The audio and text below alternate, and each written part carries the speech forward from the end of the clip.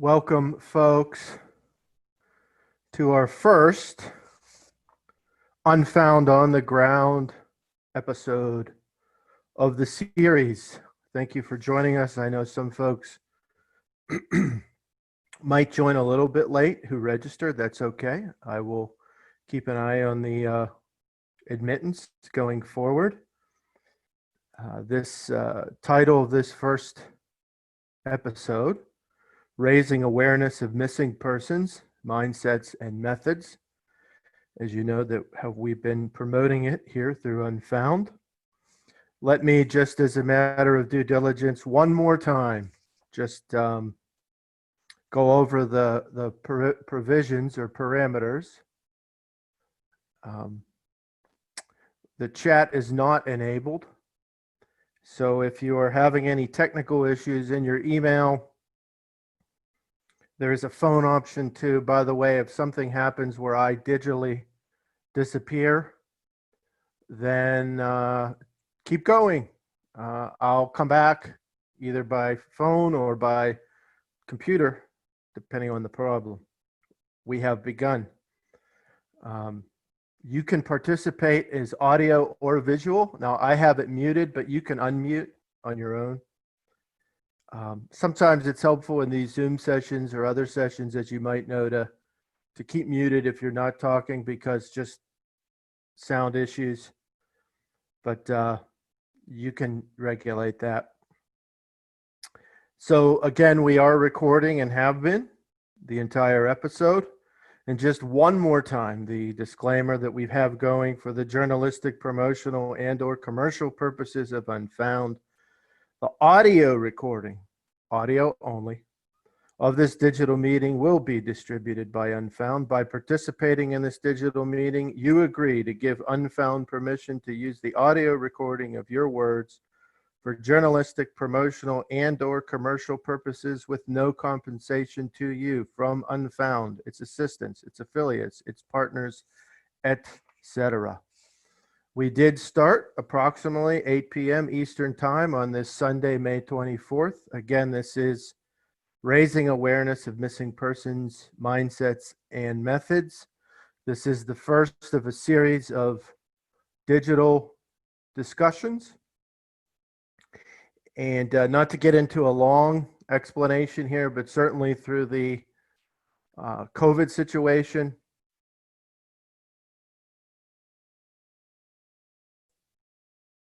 okay.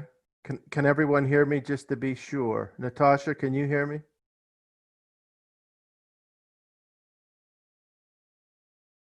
Okay. Paula, can you hear me? Hi, Eric. It's Natasha. Yes, I can. Okay. And just to be clear, everything I'd said to this point, you heard me, correct? Affirmative. Thank you. Thank you. Okay. And I'm just making sure that someone heard me for sure. So, okay, now we have, not to get into a long explanation, but certainly prompted by the COVID crisis and wanting to think about ways to get people connected. Of course, one could say, well, why not think of this before? Well, you know, a lot of people, I think, were probably thinking again about technology during the COVID crisis, but this is certainly something that's going to, we want to keep going. So that is there. Of course, the idea is to add to an already great content platform program, Unfound. Unfound, of course, is the flagship under which this endeavor is operating. Between of course, the podcast, which is the main aspect, and the Wednesday Night Live, and of course, the think tank. This is a tremendous content framework already. So we are adding to that and building from that to have these substantive themed discussions. And so let's all just keep in mind, as we're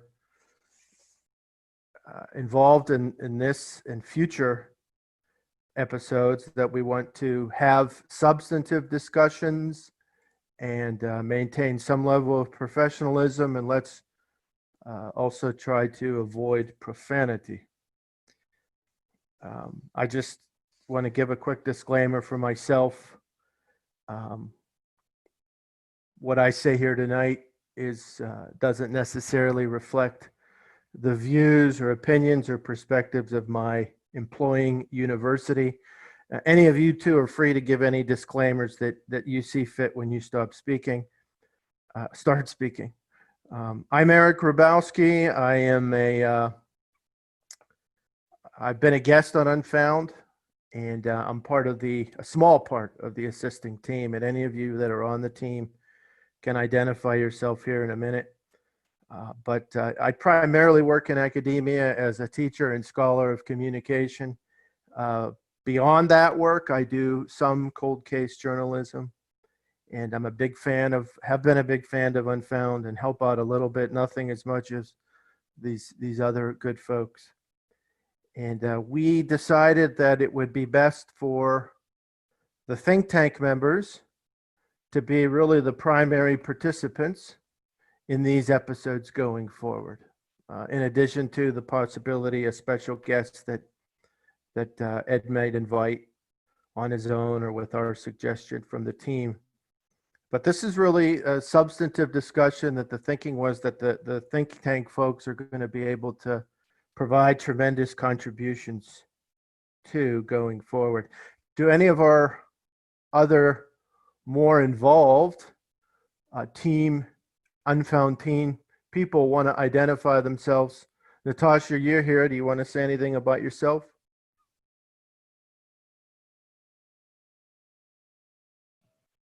Hi, everyone. Thank you for inviting me, and I'm really excited about this new program.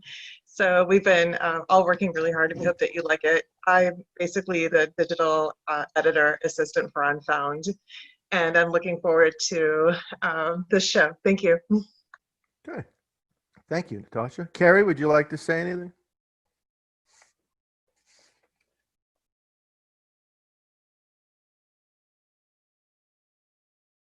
Okay. If not, that's okay. Sorry about that. I was trying to unmute my mic and hand a phone over at the same time. Sure. I'm Carrie. I basically just admin the group and help out in the background the best I can. Okay. Great. Appreciate that. I don't see anyone else here now in the assisting team, and as I look through the participant list, so I will let that go on. If anyone joins us, we'll certainly give them time to speak to that for sure. Again, a reminder, we know that the main flagship here is the Unfound Podcast, run by the one and only Ed Denzel.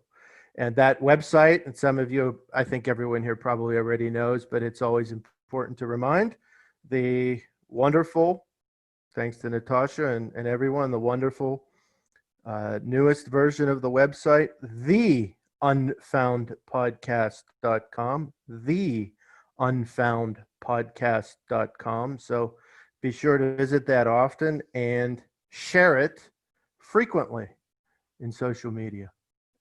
Okay, and there's some folks here who I'm admitting as we go.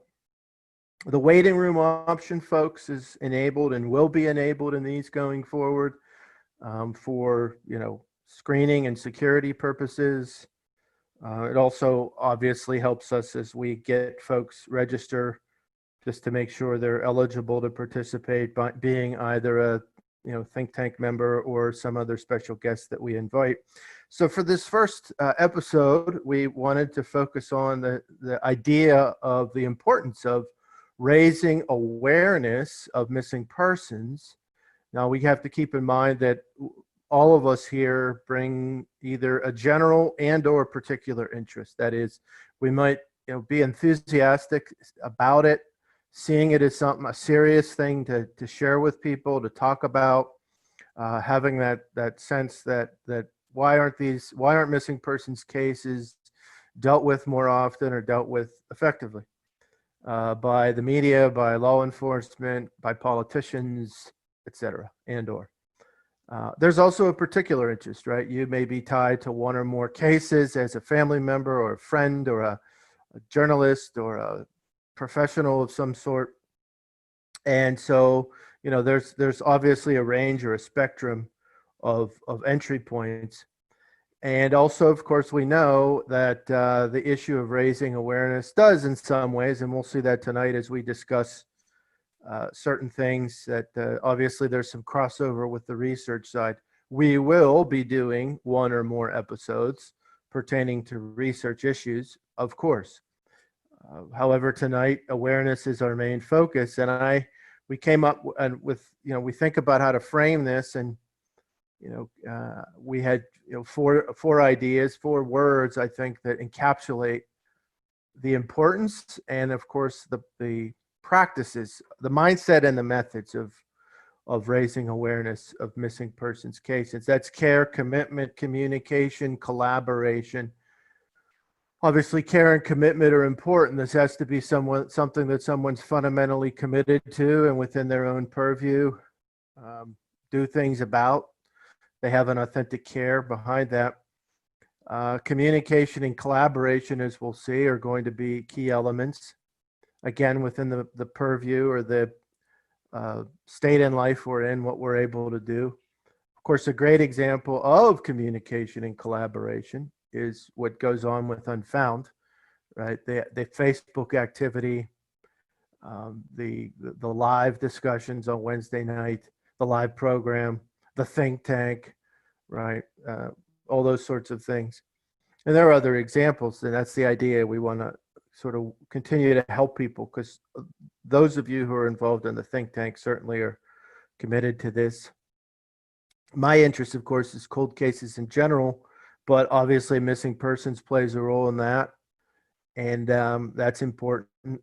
So I guess that the first question I had, and it starts with that care and commitment aspect, right? Getting people to fundamentally care about it and to have some level of commitment. And by the end of this episode, we'll make sure that we have a number of practical items on the table to do something about it.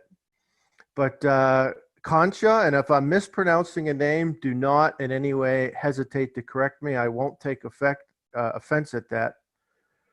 Concha, how do we get more people to just care about missing persons cases?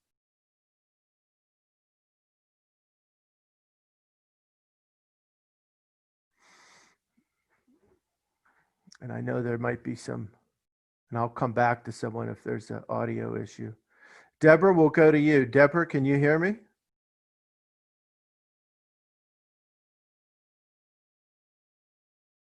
Hello? Is this Deborah? Yeah, can you hear me now? Deborah, I can hear you. I think we can hear you. Deborah, do you want to offer some point of view here? How do we get people to care more about missing persons cases? Well, I think more coverage on, news, media. Right, which brings it more on the minds of people, and that's one of the areas we'll be talking about tonight is trying to prompt and provide more media coverage. Delane, can you hear me?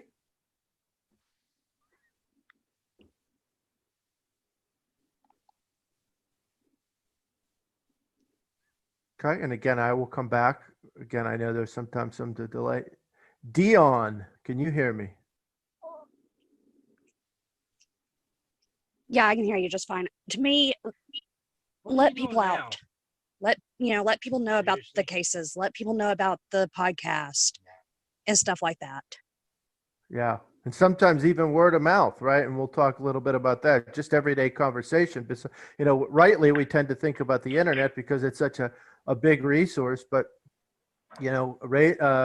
coverage of missing persons cases, right? Go back to what was it in the 80s and the milk cartons and, good old fashioned flyers. And we'll talk about that, but sometimes just everyday word of mouth, right? How can we bring it up in conversation? So no doubt about that for sure. Let's go back here. I want to jump down to Miranda. Miranda, can you hear me? Or Miranda? Again, if I'm mispronouncing, correct me. No offense taken.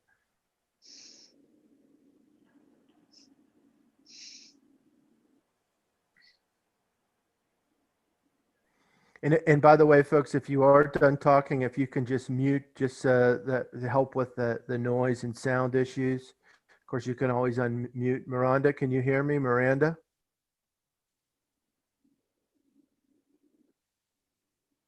Okay, we'll come back. Paula, can you hear me?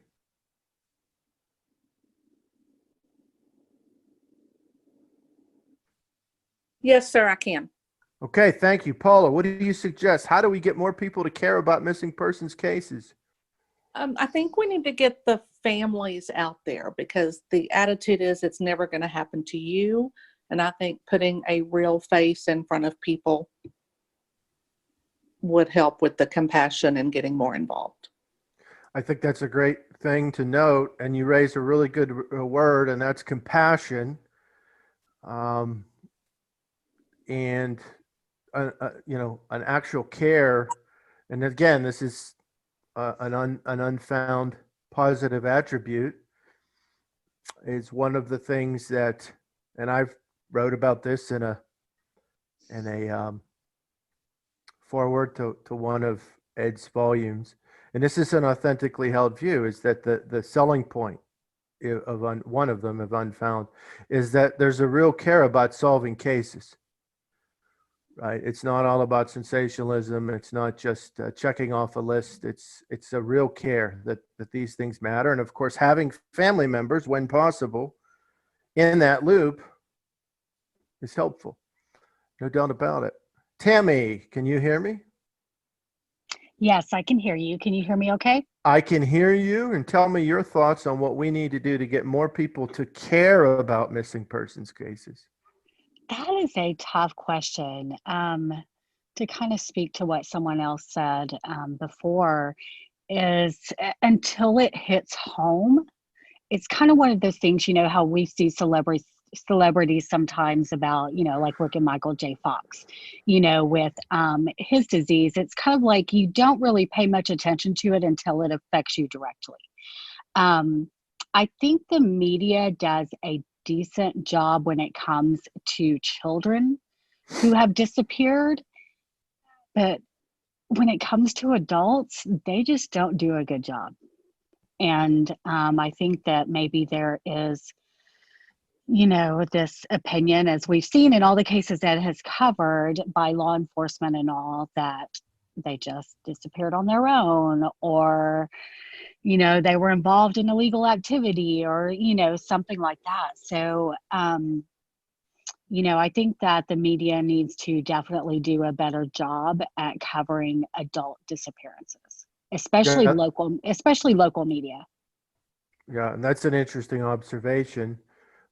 There is rightfully attention to children, but unfortunately, maybe that we don't see enough attention to other cases. As some of you know, I have an interest often in older cases, and but then even recent cases, older cases, right? People of all ages we should be aware of those and be thinking about those, and those should be solved. And yes, even those persons who were involved in things that we would not necessarily condone legally and or ethically or morally, and that is all connected, they are still a human being that needs to be found or have some sense of what happened. So that's insightful. Tania, can you hear me? Hello, yes, Tanya, but Tanya, I apologize. Thank you for correcting me. That's okay. I just think getting awareness out there, like when Ed does those interviews where he asks about people's families, their pastimes, their hobbies, where they go to school, where they work, because you never know when somebody may relate to something like, hey, wait, I know somebody that works there, or I know someone that goes, to church there, or does this or that, and it gets them to maybe feel more like they know that person. They become more, emotionally involved in the case that way, maybe, and getting the media to cover it right away is difficult because, all these shows that come out that I see, or 5 years from now, 20 years from now, 10 years from now, they're talking about a case, not a day or 2 days or a week late, after somebody disappears. So I don't know, maybe trying to get it out to churches and local media faster, but I mean, I'm sure that's easier said than done. Well, what you've said prompts three things that I think are worthy of considering. One is on the practical side, when we're thinking about audiences, community groups, churches, charity groups, soup kitchens. First of all, people that have a human interest, but also are crossover points where a lot of people go, right, or are at. Secondly, through deeper study of these cases, you learn more about the people and their family and their context, which is important from a human perspective, and also is important from the standpoint of actually solving these cases. And then thirdly, this reminds me of something else. And again, this is a crossover issue between awareness and research.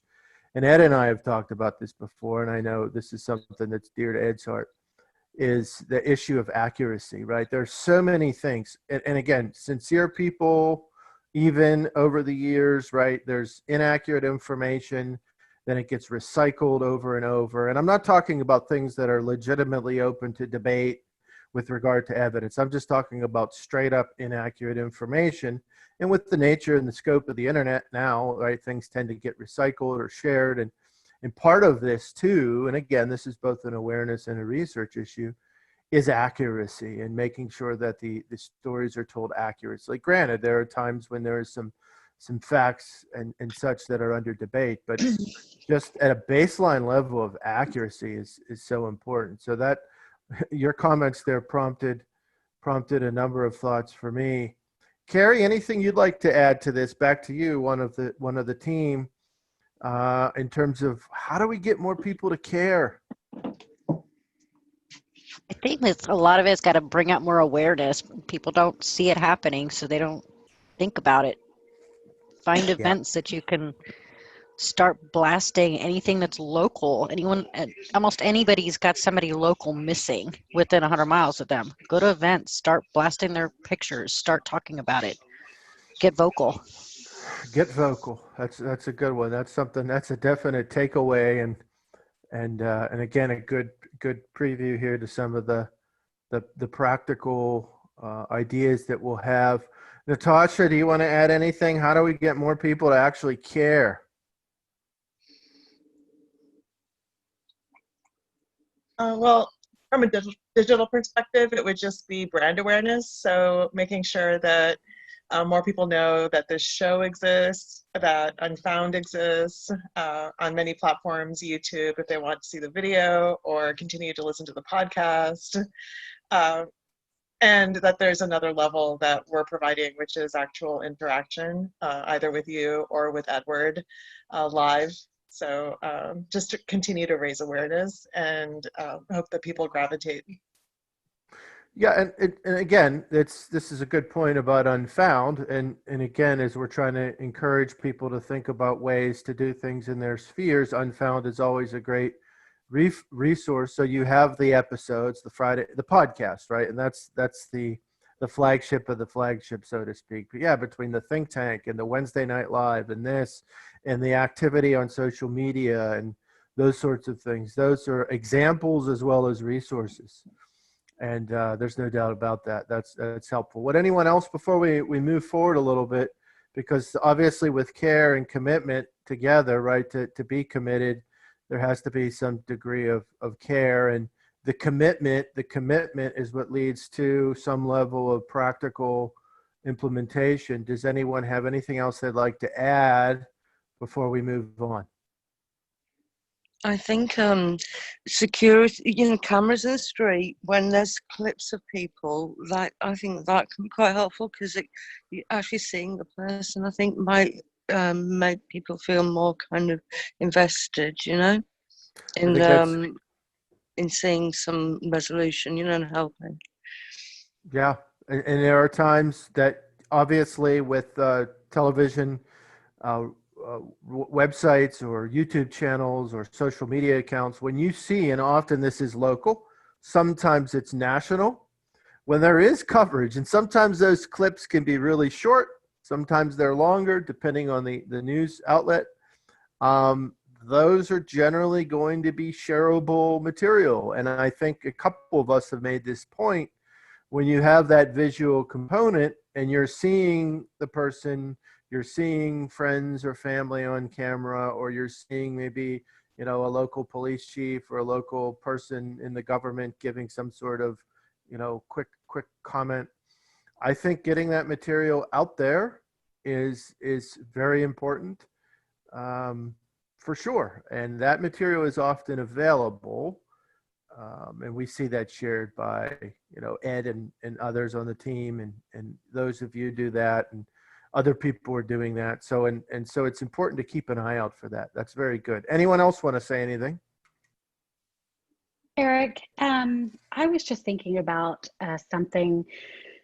So typically when local media covers a disappearance, it comes from law enforcement. Yes. So I believe that is where we are having an issue, because we are only seeing disappearances that law enforcement cares about. Sure. And we know that by and large, they're not really too concerned usually with adult missing. So I think we need to figure out a way, kind of like some other suggestions, to kind of circumvent the local media and get it out kind of past them, outside of the local media through other avenues of broadcast. I think that's an interesting point. I think that, and what's been mentioned, and was that Deborah that mentioned that? I was talking about the CCTV. Okay, and just so I'm clear, because again, I'm getting familiar with this. Who just said the issue of circumventing? Tammy, thank you. Mm-hmm. I'm just going to note that, because that in itself, and we'll talk a little bit about that. I mean, that in itself could be a part of a whole nother program maybe, but I think a couple ways, and anyone else can chime in here. Obviously, sometimes on social media, you might see people that will sometimes share their own, hey, my cousin Joey's missing. Of course, you would want to do the basic, as much as possible, work to make sure that's a legit post, but a legitimate post. But sometimes that happens. Another issue, of course, and this is a whole other discussion, but it's related, is, with the internet, for all of its pros and cons, some of the pros, of course, are that we, in a way, and sometimes this term citizen journalism is used. It's one that I use, as some of you know. And this is in many ways what a lot of us are doing at some level. Are there ways that we can, when we hear of something, investigate and distribute? And I know for different people, that's going to be more or less difficult to navigate. But, the other option is to, and we could talk more about this too in our practical discussion, is to just on our own as a local community member, be in communication with politicians and police and media, and asking them questions, and, hey, we want to help, we want to know more, etc.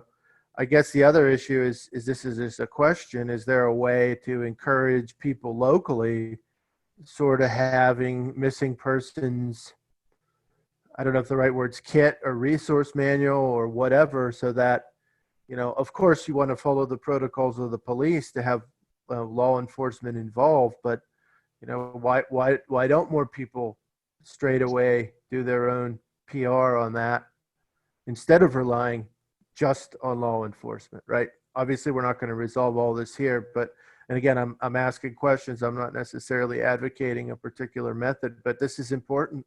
So yeah, Tammy, that was helpful. Anyone else want to chime in there? Okay, going once. I think it's less about not caring with law enforcement as it is they're not as educated in it. I know with my background, I worked in law enforcement. A lot of the times the deputies would come to me and ask me how certain things was done in a missing persons case, because they don't get near the training on it. At least in my experience, law enforcement doesn't get near as much training on missing persons case information as a Yeah. dispatcher does. Dispatchers get 10 times more training than law enforcement as the officers do.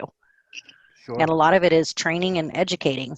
Educate the public, educate the law enforcement, educate those who are willing to go out and help and search. Like, I'm having a hard time finding a place to go to learn how to do ground searches. It's ridiculous because there's just nothing out there for training. Yeah.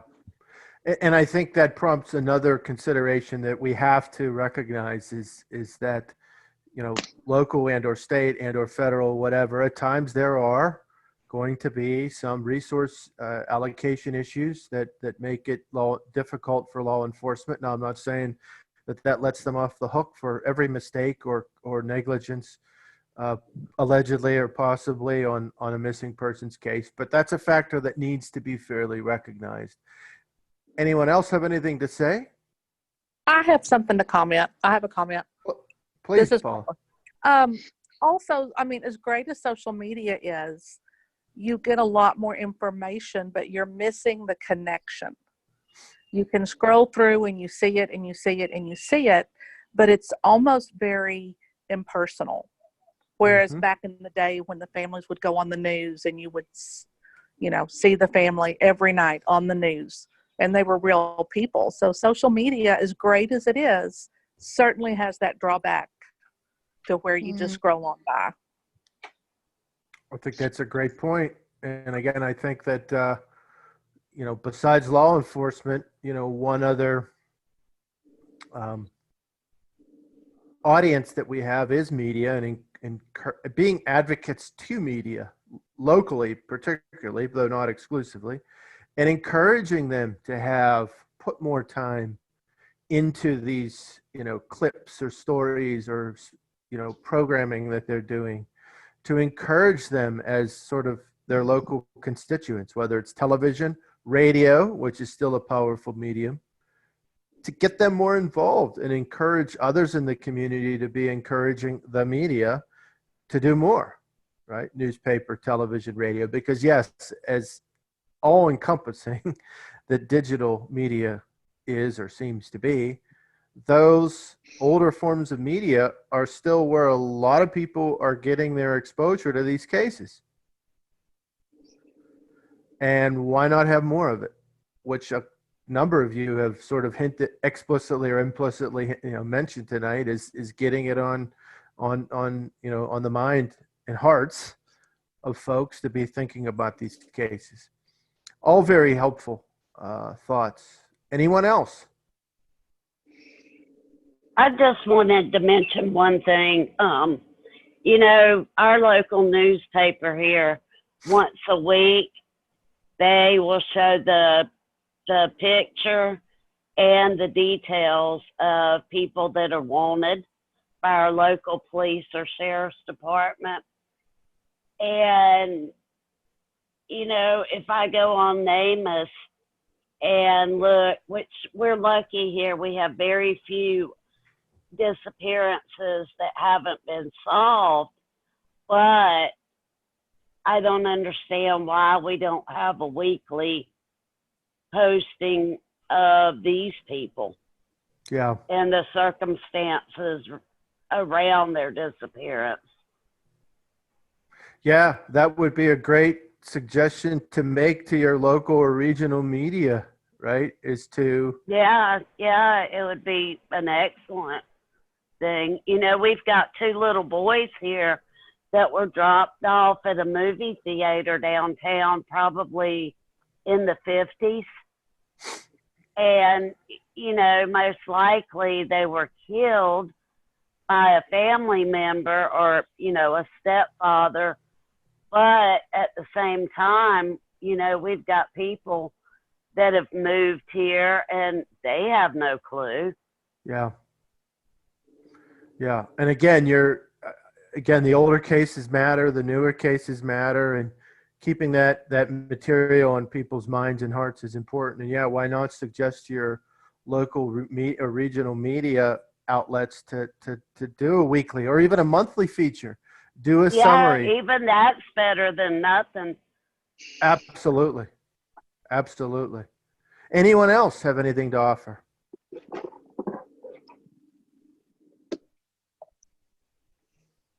Okay.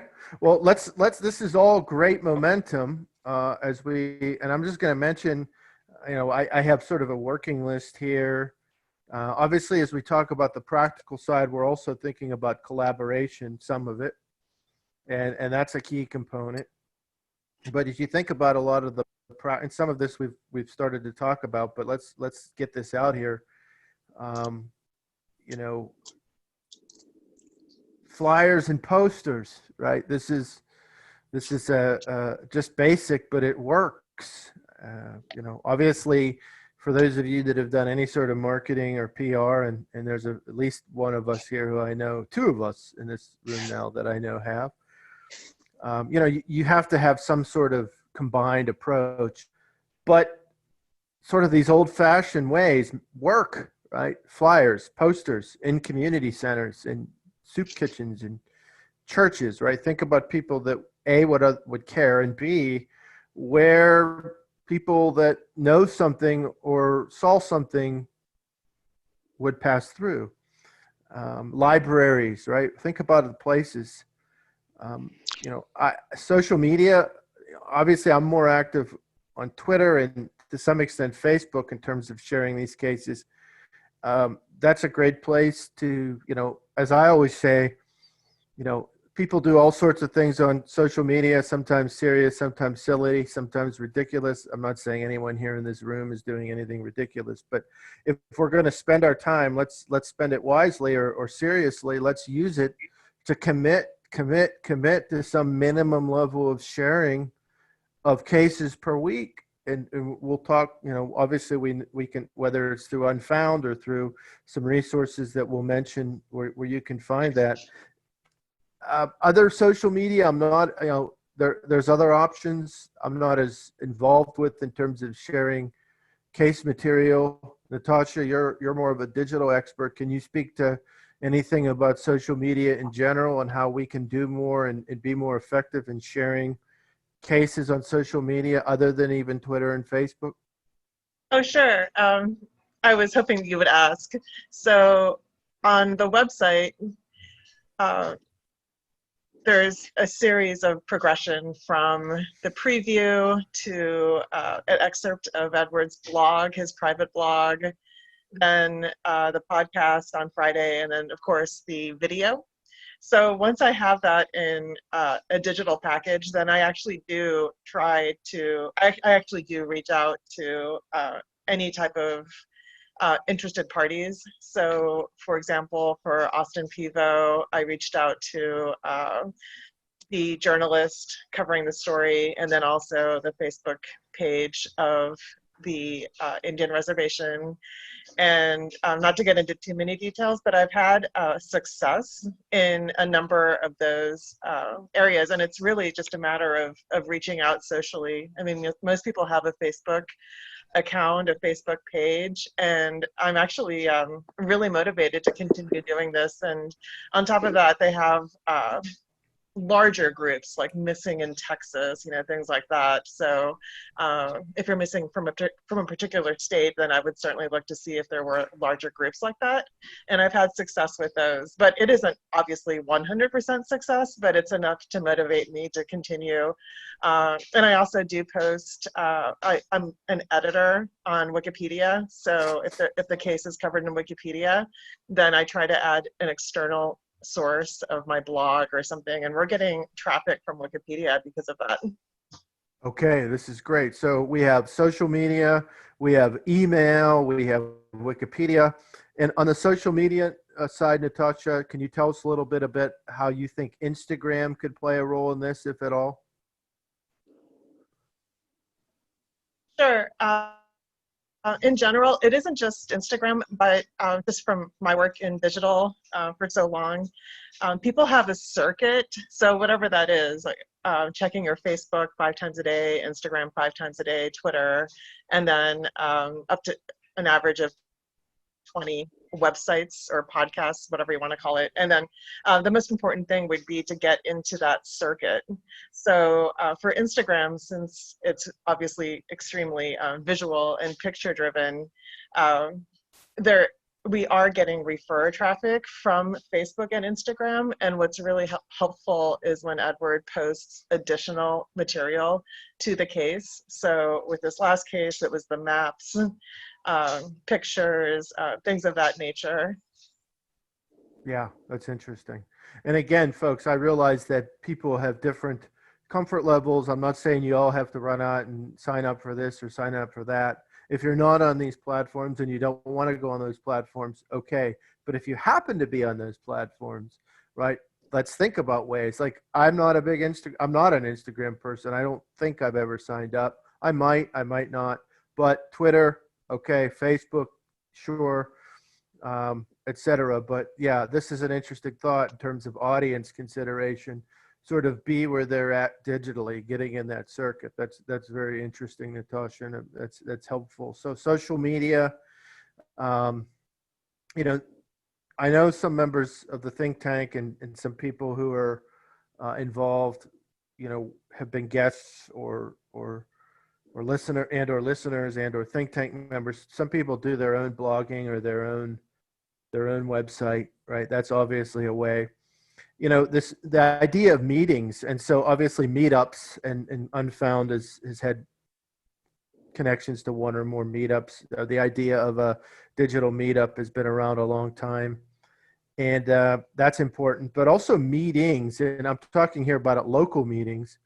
I know outside of this group here right now, but for a case, but tied to a case that I'm working on, and actually I'll mention it here, tied to the Donna Michaelenko case. A journalist friend of mine had suggested, well, why not go to that town, right? Have a meeting there, because that raises awareness. That also is helpful from a research standpoint. I had been to the town, but I did not have a meeting. Of course, that's something I intend to do. Of course, now with the COVID crisis, it could get one to think, well, why not try to do something like that digitally with people who have a local or regional connection? So in some ways that crosses over with the meetup notion. Of course, what we're doing here and these sorts of things, right, continues to raise awareness. So digital and non-digital meetings in communities, right, that's an important thing. We mentioned word of mouth. I know some of this crosses over with research. I know for myself, for cases, I have used Craigslist to put out, you know, if anyone knows such and such, I'm doing this research, et cetera. And again, one has to discern their own comfort level and be attentive to safety with that. But again, a lot of people see that. So that could be seen as a research or awareness issue. The idea about communication with media and police is important. I know some of us, you know, may have different levels of experience and or comfort with that. And then also, how about the idea of letters to the editor, letters to editors? If we're trying to get local and regional or even national news outlets, and this probably would be more effective at the local or regional level, is writing letters to editors about cases, whether it's about the importance of missing persons in general, this is an awareness issue, or about specific cases, right? Get that, you know, and whether it's on the digital side or on the print side, people do read letters to the editor, right? Newspapers still have the news side and the opinion side. And so why not get that out there into that conversation along those lines? That's an idea for sure. Has anyone had experience with meetings or meetups, whether it be digital or non-digital? Besides tonight, yeah. Okay. Who did please remind me, Carrie or Natasha, who did there was a meetup that Unfound had some connection to in Texas, was it? Yeah, I was in Texas. It was mostly Shamron that put that on. Heather was there. I think it was actually the last one was like a last minute thing for her to show up for, but it started out as a bunch of Unfound members got together with Penny Brown and her family to talk about Thomas Brown's case. And then Yeah. it just kind of blossomed from there. And then we ended up they had a second one as well, the one that Ed had surprised everybody and showed up on a Wednesday night for. Yeah. Well, and I know on the group, the regular Unfound group, private group, I had announced at the beginning of this year that I was thinking of doing a North Dakota meetup, which of course I still am. Of course, now that would have to be digital. There's been So sparks here and there within the Unfound discussion group about having meetups in various locations and stuff, but I think it's been more discussion and spark here and there than actual planning of anything at this point, unfortunately. Maybe yeah, after all this COVID stuff is over, we can. yeah, it makes it yeah, it makes it really challenging. It's very limiting to have an actual on-site meeting. So going forward, again, we all have, lives, jobs, families, whatever. But to the extent that we're able, maybe we ought to think about, okay, digital or otherwise, when it's safe, right? What can we do to actually have this sort of thing, a meeting, a meetup, whatever. So that's something to think about. If we're looking for shareable material, okay, and I know many of you are familiar with some of these resources. Okay, you're familiar with, but it goes without saying. Of course, we all know about, most of us or all of us know about the Charlie Project, charleyproject.org, CHARLEY project.org. Of course, we know that there are many, many, many, many cases on the Charlie Project, but you go to a case and you get that background information, and the webmaster there is going out of her way to make sure that things are as thorough and accurate as possible. And of course, each of those pages is a page that you could tweet out or put on Facebook or share in some other social media or share in, with your email contacts, right? It's a tremendous source of information. And again, some of our research discussions, which will be had in the future, do cross over with awareness. Also on FBI.gov, and if you go to FBI.gov, you click on Most Wanted. That's the easiest way. And then you'll see like a sub-menu or a menu come up horizontally. And if you click on Kidnappings and Missing Persons, then you will get the missing persons search pages or feature pages, and just keep scrolling down.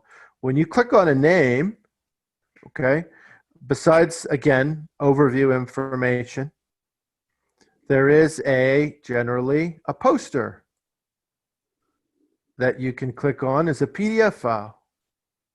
Okay, now it comes up Keller, and I would assume for effectiveness, printing it in Keller would be best. I don't know exactly what it would translate like to in a black and white printing, but regardless, it's a poster. So maybe somewhere on that FBI site are some cases that are close to your local community. Might it make sense to put a few of those posters up, or at least share those links with someone who has that information? Also, there's just two more I want to mention here. Interpol, right? INTERPOL.INT. And if you go to that website and you click on How We Work at the top, and then there's a bunch of options that come up. But if you go to the right under Notices and click View Yellow Notices are what they use for missing persons, then you will see, then again, their pages, the list, the featuring, the search come up. And of course, this is going to be international in scope because it's Interpol. And I don't think they have a poster option, but again, this is shareable material, right, that you can share on social media And of course, last but not least is namus.gov, namus.gov. Now with NAMUS, at some point in the recent past, they started requiring registration. So sharing material from the website could be a bit of a challenge, depending. But when you do register for the website and you go to a case, you find a case, they do have a tools section toward the right, and under that tools section, there's where it can generate a poster. And again, if you're interested in posters and flyers, so that's something to look at. Anyone here, has anyone here used any of these databases, and not even just for research, but for awareness? Has anyone used any FBI or Interpol or NAMUS or Charlie Project? I've used all of the above in numerous situations, but I'd also like to add that almost every has a missing persons clearinghouse. You can literally just Google your state missing persons clearinghouse, hit enter, and that your state website will pop up, and you can find for your own state even. That's great.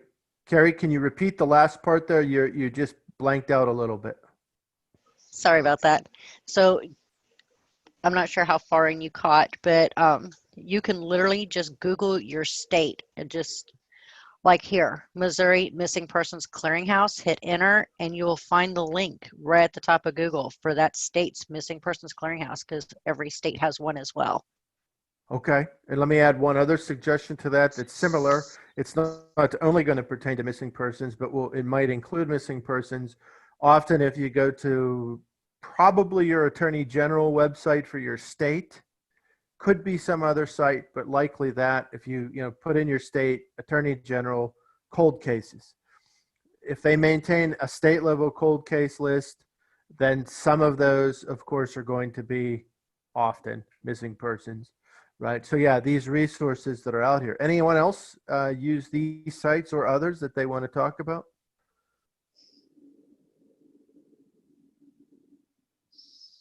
Okay.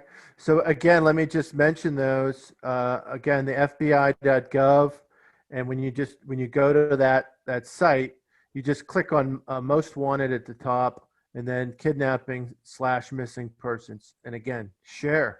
And they tend to keep up fairly current. I don't want to say it's an absolute, but they tend to keep, my observation in recent years has been they tend to keep that as current as possible. And then of course, Interpol, interpol.int. And again, if you go under how we work and then view yellow notices, that's what they use for missing persons, NAMUS, namus.gov. We will have more to say about that in the future when we get into research discussions. And of course, Charlie Project, CHRLEY project.org, a lot of cases. And it goes without saying, of course, there are so many cases through Unfound, whether it be on the unfoundpodcast.com or its various outlets of material that can be shared. Ed's providing information, context, there's that information's there. So why not share those cases as much as possible? As we go through this, and of course these are websites, not everything's digital, but digital's a part of it. There's some local ideas in terms of posters and word of mouth, just talking to people, picking up the telephone when we hear about a case and saying to someone, I heard about this case, let me tell you about it. Right? So that's important. What other practical, and we've already started to talk about some right out of the blocks, but what other practical ideas or suggestions would anyone make as we build this list? Anything I'm missing or we're missing? Okay. Hey, Eric, it's Tammy. Yes. There is also, I don't know how many people have it, but I have the Next Door app on my phone, and it's for, neighborhoods local to you. And, and so things get posted on there as well. And I think that might be a good place to kind of get the word out when there's been a local missing case. Yes. And am I correct in assuming, Tammy, that the Nextdoor app is pretty much covers all parts of the country in terms of if someone were to sign up, that pretty much every town is eligible to be LinkedIn connected to that? I'm assuming that most towns have that. It's a very popular app. It's typically by subdivision, Okay. I believe, or at least ours is here. It's by subdivision, and then you can kind of tell it how far out you want to get notifications, so that you're not getting things, from too far away. I think that I get notifications from around probably about a 5-mile radius of my subdivision. Yeah. Something like that. But you can expand that. It's all up to the person using the app. They can expand it as far as they want, but it's typically like very local to, specific subdivisions in your area. Thanks for the suggestion. I mentioned I used the word linked, and that reminds me of LinkedIn, and I'm going to rely again on Natasha here. Of course, some of us are very active on LinkedIn, some not so much, some not at all. And of course, they have a particular brand and focus. Natasha, do you think with LinkedIn, and of course, not that no one's not done everything there with cases, but what sorts of audience is there? Would that be more in your mind about, from your view, of connecting with people who might be interested or actually sharing missing persons, or would that not be a fit on LinkedIn? I mean, it depends. It would definitely be a novel idea. I have participated in marketing campaigns where we have used LinkedIn, but it was more of a product focus. So, I mean, just, to raise awareness. This isn't really what happened, but for example, like laser pointers, so that would be people that are techie, obviously have a profile on LinkedIn, something that is relevant to the job. But we would be able to probably find missing person organizations as long as it's relevant, because LinkedIn is mostly for networking for your job. Yeah. And it is possible, I think, and again, not that no one has ever shared such things there. The question is their niche and their focus. It might be possible to connect with people, media figures, law enforcement figures, organizations, to then carry on communication outside of LinkedIn, or maybe even to start a group. And this is something that maybe, as I'm thinking about this here, and I can say in the past, I've thought about it for a few things along the lines of cold cases and missing persons, and might have even posted infrequently or on occasion. But it might be a networking opportunity that could then lead to things inside and or outside of LinkedIn. So that's just something to think about. Again, part of this is just keeping these going, and who knows, maybe in 6 months or a year from now, if we can do a follow-up on the awareness side. But a lot of this, again, some of this crosses over with the research side. Anything else? Any other suggestion about awareness on the practical side?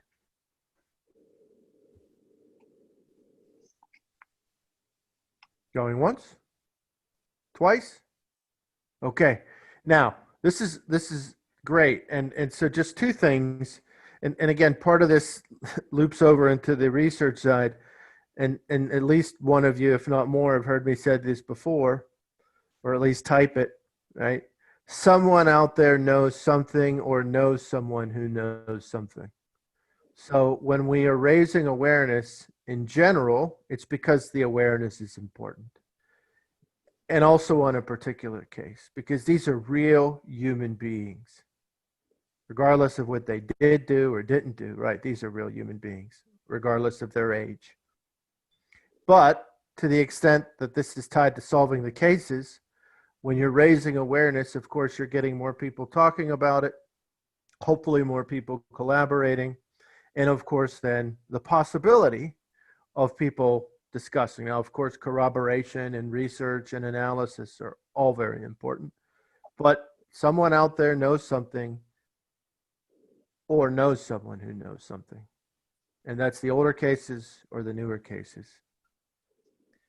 Also, too, I mentioned the term citizen journalism. That's obviously not a term I originated. It's been out there. If you want to learn more about that, right, Google citizen journalism, right? And in the future, when we talk about research, we'll talk about some terms and some ideas and more resources and using resources.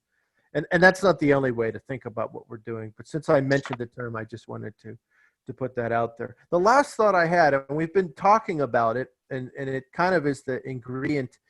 It's the awareness, it's the practical ideas, and the collaboration. And what we're doing here is collaborative. What Unfound does is collaborative. I mean, Ed's the guy, he's the lead guy, but obviously he's a fan of collaboration.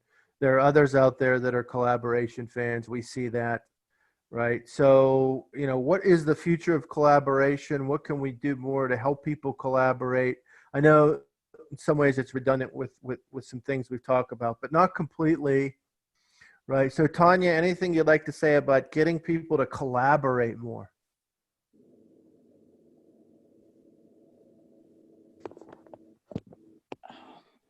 Well, I like this training that you're offering, this information that we're able to get from these meetings. Just having the information to use is helpful. Yeah, we hope to. That obviously was one of the things that we had in mind here, was the collaborative component. All of you, particularly the think tank folks, bring perspectives and or experience and or expertise to the table. The team, right? Any special guests that end up getting invited in the future, right?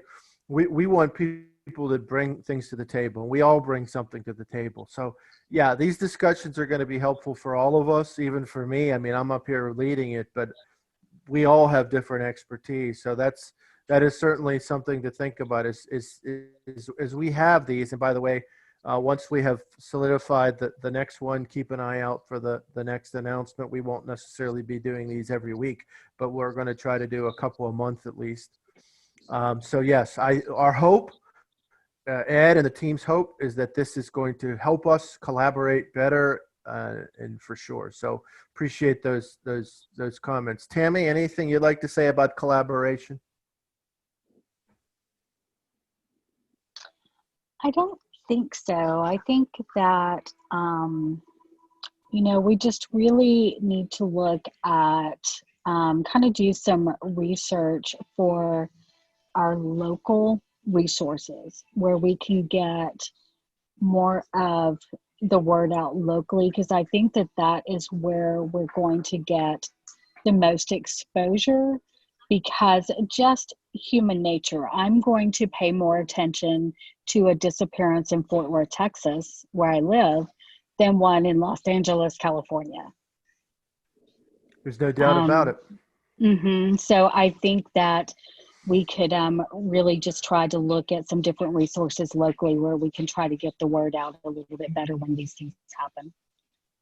Yeah, no, there's no doubt about it. The first, as far as I can recall, the first cold case I got interested in seriously from a journalistic standpoint was a murder case from the early to mid 60s in North Dakota, where I've resided, since 2006.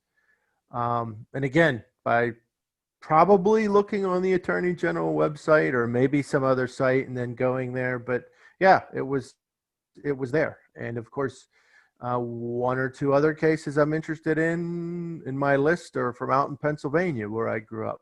And there are others, but there's no doubt about it that we're going to have a local or regional connection, and that's going to give us access to people and information that we can then work through in the ways that we talk about tonight. So that is helpful, very much so.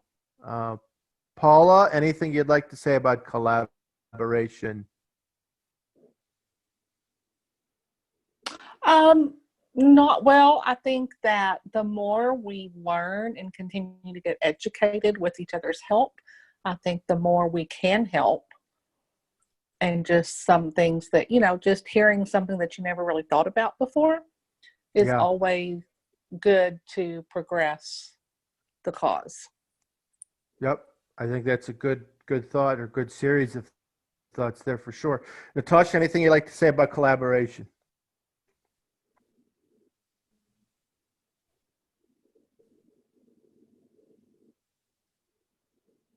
Okay, we can come back to Natasha. Catherine, anything you'd like to say about collaboration?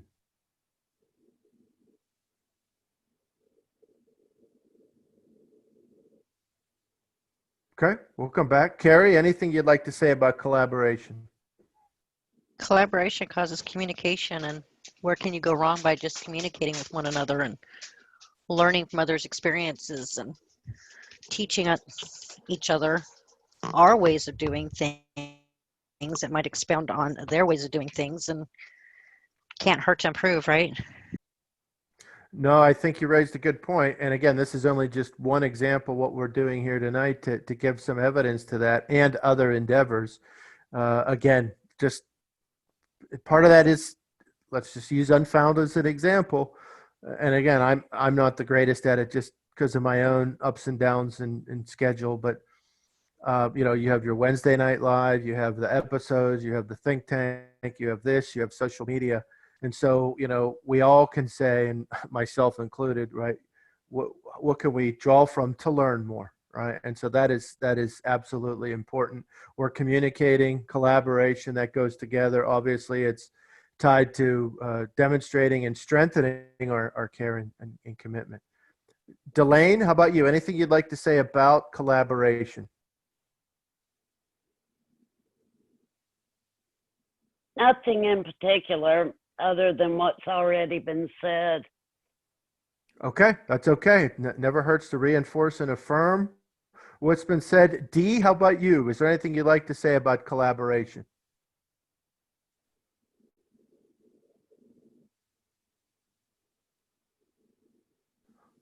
Okay, we'll give another chance there. Concha, anything you'd like to say about collaboration?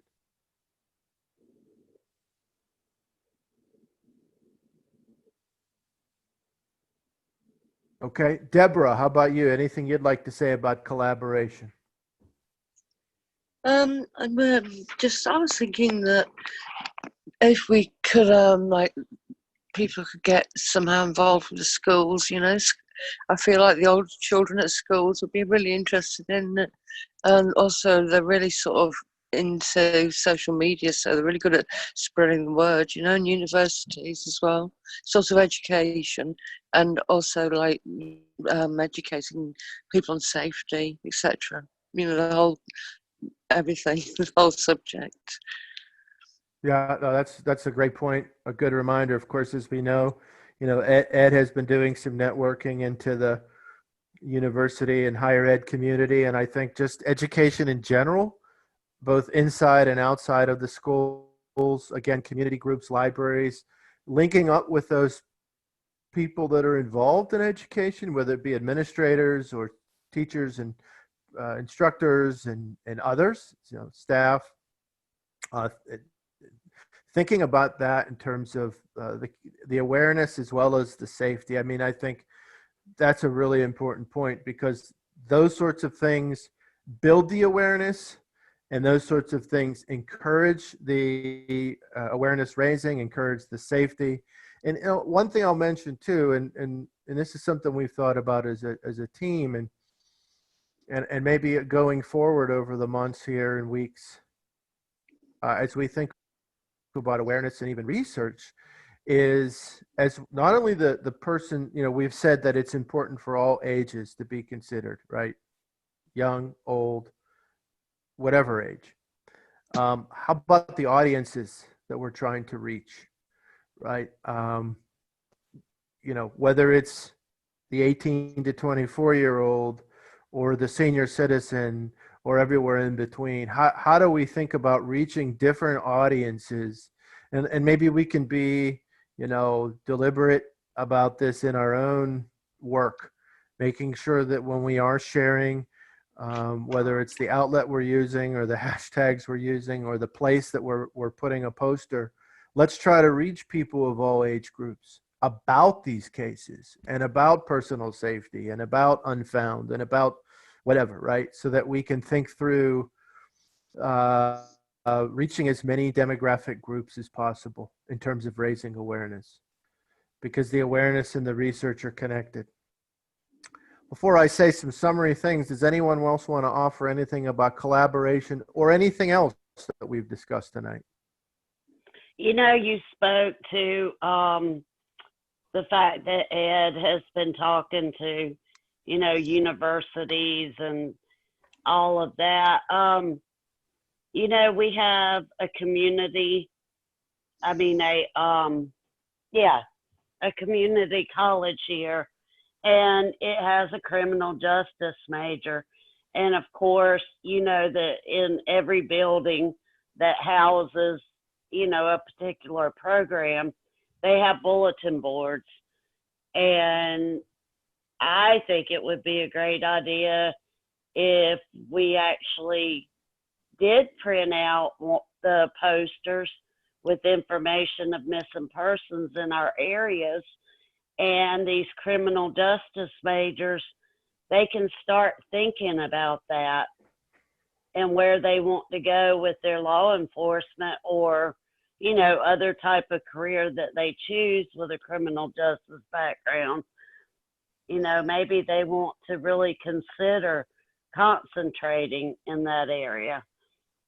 And then too, you're getting the information out to the community, because they're going to speak to their family and their friends, you know, hey, I just read about this, you know, this kid that went missing and, you know, however long ago. Yeah, I think, Delane, that's, again, interesting thought. And again, in your community, and as someone who works at a university, I can suggest, yeah, why not go in there? Of course, state school, private school, whatever it is, find out what their protocols are for posting. And then, of course, going to the criminal justice program, also any sort of communication and or media studies and or journalism program. And by the way, while you're there, if you make any contact with any particular faculty or administrators, why not tell them about Unfound the program and ask them to take a listen? And so this is interesting. So again, know the protocols of posting, network into those entities, and you know, word of mouth. Tell them about Unfound. That could be something for them to think about and draw on as a resource. And again, they're already interested in those issues, so that would be a good thing. And that ongoing networking will be helpful for the Unfound in general. And that's a great idea. Anyone else have anything else to say? Going once, twice. Okay, well, again, this has been a tremendous session, and we really appreciate all of you that have shown up. Again, don't forget to bookmark and share the unfoundpodcast.com, the unfoundpodcast.com. Again, our sort of big picture words that guided this conversation tonight: raising awareness of missing persons, mindsets and methods, care, commitment, communication, collaboration. We certainly have gone through a number of very